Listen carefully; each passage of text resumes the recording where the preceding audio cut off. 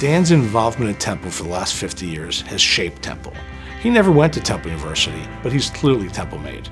He's taken his business skills and his personal skills and has taken Temple to a level that no one ever experienced and no one ever expected that Temple would get to.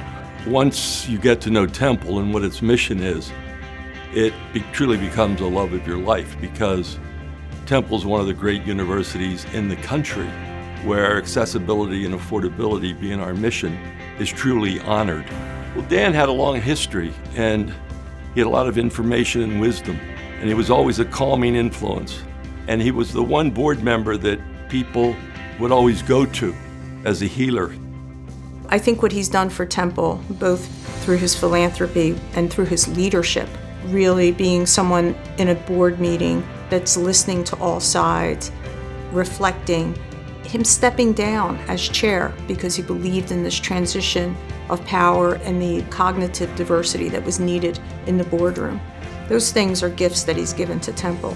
One of the best things Dan did for Temple was restructuring the health system to make it one of the most viable health systems in this area.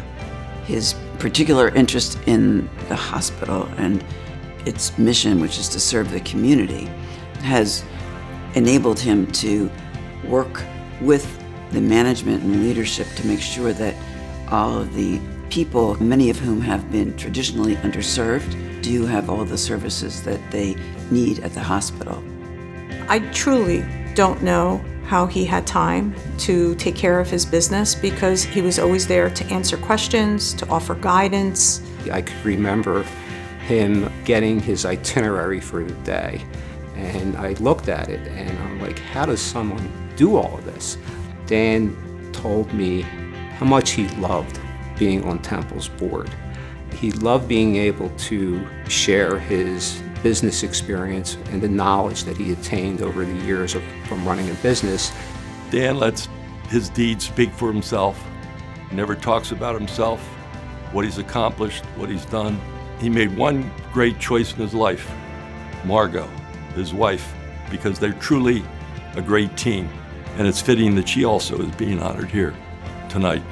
They grew up in the community, and you can hear when you speak to them, they really care about our kinds of students. They care about access. They care about access to excellence. Like, they really want Temple to be all that it could be. I think if you plant the seed, you grow a tree. And he has definitely planted the seeds. And if we just carry forward in the same spirit, I think we will have a mighty oak tree at the end of the day. When you drive up Broad Street, you see Polett Walk.